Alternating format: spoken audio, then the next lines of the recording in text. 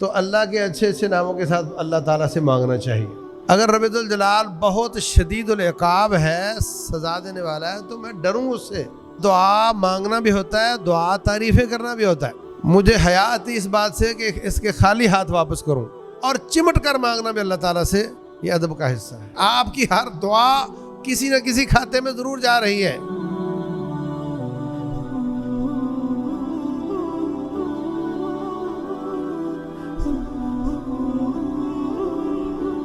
الحمدللہ رب العالمین والصلاة والسلام علی رسولہ الکریم وعلی آلہ وصحبہ اجمعین۔ اشہد ان لا الہ الا اللہ واشہد ان محمدا عبدہ ورسولہ صلی اللہ علیہ وسلم۔ اللہ تبارک و تعالیٰ سے دعائیں مانگنا کتنا ضروری ہے یہ بات ہو چکی ہے۔ کن کن مواقع پر دعا زیادہ قبول ہوتی ہے یہ بات بھی ہو چکی ہے۔ آج ہم یہ دیکھیں گے کہ دعا کرنے کے آداب کیا کیا ہیں، آپ کی کیفیت کیسی ہونی چاہیے۔ جو دعا کر رہا ہے وہ کن کن آداب کا خیال رکھے۔ تو دعا کے آداب میں سے پہلی بات تو یہ ہے کہ انسان توحید والا ہو، اللہ تعالیٰ کے در پہ جھکتا ہو، اسی سے ہی مانگتا ہو اور کسی سے نہ مانگتا ہو۔ ایک شخص صرف آپ سے مانگنے کے لیے آتا ہے اور کسی کے پاس نہیں جاتا، اور وہ کہتا ہے جی میں تو آپ کے پاس ہی آ سکتا ہوں، مجھے تو شرم آتی، میں کسی کے پاس نہیں جاتا۔ اور ایک وہ ہے بازار میں جو ہر ایک سے مانگتا پھرتا ہے۔ دونوں میں فرق ہے یا نہیں؟ آپ کے ان کو دینے میں بھی فرق ہوگا کہ یار یہ تو میرے پاس صرف آتا ہے، کہیں جاتا ہی نہیں۔ تو پہلی بات یہ کہ دعا مانگنے والا اگر موحد ہے، صرف رب سے مانگتا ہے اور کسی سے نہیں مانگتا، تو یہ بھی بہترین ادب ہے دعا کے مانگنے کا۔ اسی طریقے سے اخلاص، اللہ تبارک و تعالیٰ کو خالص کرنا اور کسی کے سامنے نہ جھکنا، یہ بھی پہلے والی بات ہی ہے۔ اللہ تبارک و تعالیٰ فرماتے ہیں وَلِلَّهِ الْأَسْمَاءُ الْحُسْنَى فَادْعُوهُ بِهَا، اللہ کے اچھے اچھے نام ہیں، ان کے ساتھ پکارا کرو۔ تو اللہ کے اچھے اچھے ناموں کے ساتھ اللہ تعالیٰ سے مانگنا چاہیے۔ اس کا قانون موٹا سا یہ ہے کہ اللہ تبارک و تعالیٰ کے نام کا مطلب سمجھو اور اس کے مطابق اپنی حاجت یا حاجت سے موافق جو نام ہے اس کا واسطہ دے کر اللہ سے مانگ لو۔ مثلا آپ کو بیٹا چاہیے تو اللہ کا نام المانع بھی ہے، منع کرنے والا، تو آپ کو یا اے منع کرنے والے مجھے بیٹا دے دے، تو یہ بات موافقت نہیں رکھتی۔ یا آپ کہو اے بخشنے والے مجھے بیٹا دے دے، بلکہ آپ کہو گے کہ اے وہاب بیٹا دینے والے مجھے بیٹا دے دے۔ اور آپ کو چاہیے بخشش، تو آپ کہیں گے کہ یا اللہ اے رحیم، اے کریم، اے غفور، اے غفار مجھے معاف کر دے۔ تو قرآن حکیم میں آیات کے آخر میں جو اللہ کی صفات اور اس کے نام ذکر ہیں، یہ قاری صاحب کی سر ٹھیک کرنے کے لیے نہیں ہے کہ یہاں آ کر کے اس کی سر بہت اچھی ہو جاتی ہے، بلکہ ان کا پچھلی آیت سے بڑا گہرا تعلق ہوتا ہے۔ اور ایک ایک نام کا الگ مطلب ہوتا ہے۔ جب دو نام وہ العزیز الغفار یا غنی کریم دو ہو جاتے ہیں تو پھر دو کو ملا کر اس کا مطلب تیسرا پیدا ہو جاتا ہے۔ تو ان کا مطلب سمجھنا اور ان کے مطابق عمل کرنا۔ اگر اللہ تعالیٰ بہت بخشنے والا ہے تو میں امید رکھوں کہ اللہ مجھے معاف کرے گا۔ اگر رب الجلال بہت شدید العقاب ہے، سزا دینے والا ہے، تو میں ڈروں اس سے کہ وہ سزا دیتا ہے، میں باز آ جاؤں۔ تو اللہ تعالیٰ کے ناموں پر یہ عمل ہے، انسان کا ایٹیچیوڈ ہے۔ تو اللہ کے ناموں کو سمجھنا، ان کا مطلب سمجھ کر اپنی حاجت کے مطابق جو نام ہو اس کا واسطہ دے کر اللہ سے مانگنا، یہ بھی ادب کا حصہ ہے۔ اور بعض لوگ ویکلی میگزینز میں بڑے الٹے سیدھے کام بتاتے ہیں کہ اول آخر یہ پڑھو، بعد میں اتنی بار یہ اس کا وظیفہ کرو، اور تیرا نام کیا، تیری امی کا نام کیا، تو کس دن پیدا ہوا اس حساب سے تیرا یہ نام بنتا ہے۔ یہ سب اوٹ پٹانگ باتیں ہیں، ان کا کوئی تعلق نہیں۔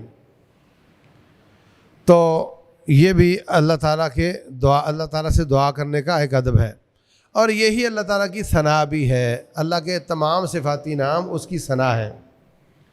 آپ کہتے ہیں بخشنے والے، رحم کرنے والے، آپ کہتے ہیں کرم کرنے والے، یہ سب اس کی تعریفیں ہی ہیں نا۔ تو میں نے آپ کو بتایا تھا دعا مانگنا بھی ہوتا ہے، دعا تعریفیں کرنا بھی ہوتا ہے۔ تو رسول اللہ صلی اللہ علیہ وسلم کے پاس ایک شخص نماز پڑھ رہا ہے، تو اس نے کہا یا اللہ اللہم اغفر لی وارحمنی، مجھے معاف کر دے، مجھ پہ رحم کر دے۔ تو رسول اللہ صلی اللہ علیہ وسلم نے فرمایا تو نے جلد بازی کی ہے، پہلے رب ذوالجلال کی تعریفیں کرو، اس کے بعد مجھ پر درود پڑھو، اور اس کے بعد تم دعا کرو۔ جب اللہ تبارک و تعالیٰ کی تعریفیں کی جاتی ہیں تو اللہ فرماتے ہیں مجھ سے زیادہ کوئی ایسا نہیں جو خوش ہوتا ہو اپنی تعریف پر۔ میں بہت خوش ہوتا ہوں جب میرا بندہ میری تعریف کرتا ہے، تو خوش ہو گیا۔ اس کے بعد وہ درخواست اپنی فائل کے اوپر رکھی جو اللہ نے رکھنے سے پہلے ہی قبول کی ہوئی ہے۔ وہ کیا ہے؟ اللہم صلی علی محمد وعلی آل محمد۔ جب رب خود فرما رہے کہ میرے نبی پہ درود پڑھو، تو اس کا حکم مانتے ہوئے جب ہم درود پڑھتے ہیں تو وہ تو پہلے قبول ہے۔ تو پہلے پیج پہ ہم نے وہ دعا لگا دی جو رب کو ویسے ہی قبول ہے۔ ثنا سے رب کو خوش کر لیا، درود اے اللہ نبی پر رحمتیں بھیج صلی اللہ علیہ وسلم، تو وہ ویسے قبول ہے۔ تو جب وہ ویسے قبول ہے تو باقی ساری فائل ہی تیری قبول ہے، تو اس کے نیچے تیری درخواستیں ہیں، وہ ساری فائل ہی قبول ہو جائے گی انشاءاللہ۔ اسی طریقے سے رسول اللہ صلی اللہ علیہ وسلم نے جب بدر والے دن اللہ سے مدد مانگی تو آپ نے قبلہ رخ منہ کیا۔ ویسے نماز میں قبلہ رخ منہ کرنا ہوتا ہے، لیکن اگر آپ عام دعا میں بھی قبلہ رخ منہ کر لیں تو یہ ادب آداب کا حصہ ہے، ہمیں قبلہ رخ ہو کر مانگیں گے تو زیادہ بہتر ہے۔ اسی طریقے سے ہاتھ اٹھانا، ہاتھ اٹھا کر دعا کرنا، تو رسول اللہ صلی اللہ علیہ وسلم فرماتے ہیں جو شخص اللہ تعالیٰ کے سامنے ہاتھ اٹھاتا ہے تو رب ذوالجلال فرماتے ہیں میں اس بندے سے حیا کرتا ہوں کہ اب اس کے خالی ہاتھ واپس کروں۔ مجھے حیا آتی اس بات سے کہ اس کے خالی ہاتھ واپس کروں، بلکہ میں اس کی جھولی بھر کر اس کو واپس کرتا ہوں۔ تو کہاں ہاتھ اٹھانے ہیں کہاں نہیں اٹھانے، اس کا کوئی قاعدہ ضابطہ نہیں ہے۔ آپ جاتے ہیں واش روم میں پیشاب کرنے کے لیے تو آپ ہاتھ اٹھا کر مانگو گے؟ نہیں مانگو گے۔ تو یہ کامن سینس کی باتیں ہیں۔ آپ نماز کے بعد ویسے دعائیں کر لیں، نماز کے بعد ہاتھ اٹھا کر لیں، دونوں طرح ٹھیک ہے۔ اور جو دعائیں ہیں وہ آپ کی مرضی ہے، ہاتھ اٹھائیں، آپ کی مرضی ہے نہ اٹھائیں۔ اسی طریقے سے بہت زیادہ دعائیں کرنی چاہیے، بہت زیادہ رب سے مانگنا چاہیے، مانگتے ہی چلے جانا چاہیے۔ بچہ باپ سے مانگتا ہے ابو مجھے سائیکل لے کر دو، تو وہ پیچھا کرتا ہے، وہ پیچھے سے قمیص پکڑ لیتا ہے، ابو مجھے کپڑا مجھے لے کر دو، میں نے تجھے نہیں جانے دینا۔ پھر وہ بیوی سے کہتا ہے ذرا بچے کو ادھر لے جا، میں نے باہر جانا ہے۔ آج تو جان چھوٹ گئی، جب وہ واپس آتا ہے تو اس کو پھر فکر ہوتی ہے اس نے پھر مجھ سے مانگنا ہے، اگلے دن پھر جائے گا تو پھر اس نے مجھے پکڑنا ہے، تو کتنا ایک دیر وہ بچے گا، آخر لا ہی دے گا۔ تو اس طریقے سے اللہ تعالیٰ سے کثرت سے مانگنا یہ بھی ادب کا حصہ ہے، اور چمٹ کر مانگنا بھی اللہ تعالیٰ سے یہ ادب کا حصہ ہے۔ میں نے ضرور لینا ہے، ضد کرنا اللہ تعالیٰ سے، لیکن ضد کا مطلب یہ نہیں کہ میں کسی خاص چیز پر ضد کروں، اس کا تذکرہ آئندہ انشاءاللہ آئے گا۔ اللہ تعالیٰ کو سجیسٹ نہیں کیا جاتا، اللہ تعالیٰ کو ڈکٹیٹ نہیں کیا جاتا، بلکہ کافی ساری چیزیں ہیں جو اللہ تعالیٰ کے علم پر چھوڑ دی جاتی ہیں کہ یا اللہ یہ مجھے اس طرح کی چیز چاہیے جو تیرے علم میں اچھی مجھے دے دے، اور اگر فکس کر دے یہ ہو اور یوں ہو اور ایسا ہو اور ویسی ہو تو یہ اچھا نہیں۔ اس کا تذکرہ انشاءاللہ پھر کبھی کریں گے۔ اللہ تعالیٰ سے مانگنا چاہیے دل میں جزم ہو، عزم ہو، یقین ہو کہ بس مجھے مل جانا ہے۔ آدھے دل کے ساتھ کہ ہو سکتا ہے رب دے، ہو سکتا نہ دے، یہ نہیں۔ رسول اللہ صلی اللہ علیہ وسلم فرماتے ہیں، اللہ کا فرمان ہے انا عند ظن عبدی بی، میں بندے کے گمان کے مطابق ہو جاتا ہوں۔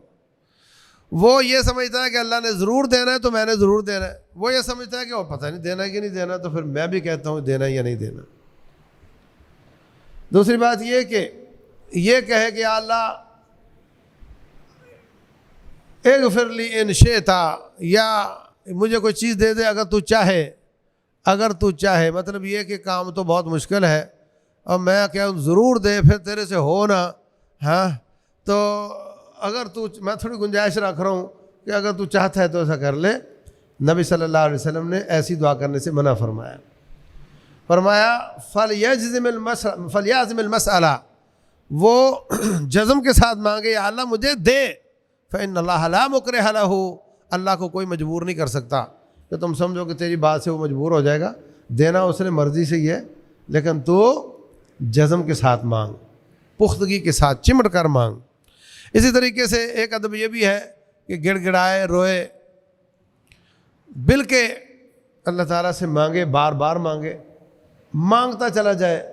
رسول اللہ صلی اللہ علیہ وسلم فرماتے ہیں اللہ تعالیٰ بندے کو کی دعا مان لیتا ہے جب تک وہ مایوس نہ ہو۔ پوچھا گیا کہ اس کی مایوسی کیا ہے؟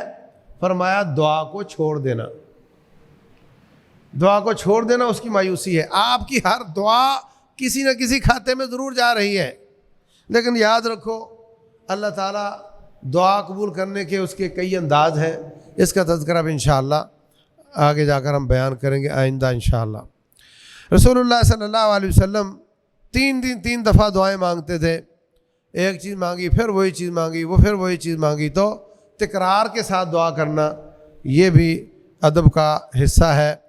اسی طریقے سے کھانا آپ کا، پہننا آپ کا، کمائی آپ کی حلال ہو تو یہ زیادہ قریب ہے کہ آپ کی دعا قبول ہو جائے۔ اگر آپ کا کھانا پینا، لباس آپ کا حرام کا ہے تو یہ زیادہ خطرہ ہے کہ آپ کی دعا قبول نہ ہو۔ جیسے رسول اللہ صلی اللہ علیہ وسلم فرماتے ہیں ایک آدمی سفر سے آیا ہے، بڑا گندہ بال ہے، کپڑے مٹی سے اٹے ہوئے ہیں اور لمبے لمبے ہاتھ کر کے کہتا ہے یا رب یا رب۔ اللہ فرماتے ہیں تیرا کھانا حرام کا، تیرا پینا حرام کا، تیرا پہننا حرام کا، میں تیری دعا کیسے مان لوں؟ تو اس کا بھی بہت خیال رکھنا چاہیے۔ اور اسی طریقے سے اللہ فرماتے ہیں ادعوا ربکم تضرعا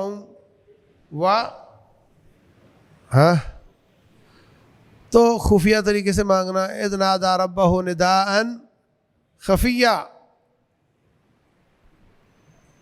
تو زیادہ آوازیں نکالنے کی بجائے سسکیاں باہر آ جائیں، لیکن آپ مانگ کیا رہے ہو یہ زیادہ نہ پتہ چلے تو اچھا ہے۔ یہ آداب ہے، کچھ اور بھی ہیں، تو ہمیں اللہ تبارک و تعالیٰ سے بہت کثرت سے مانگنا چاہیے، دعائیں کرنی چاہیے، اور ان آداب کا اگر خیال رکھیں تو زیادہ قبولیت کے چانس ہیں۔ واللہ اعلم، وصلی اللہ وسلم وبارک علی نبینا محمد۔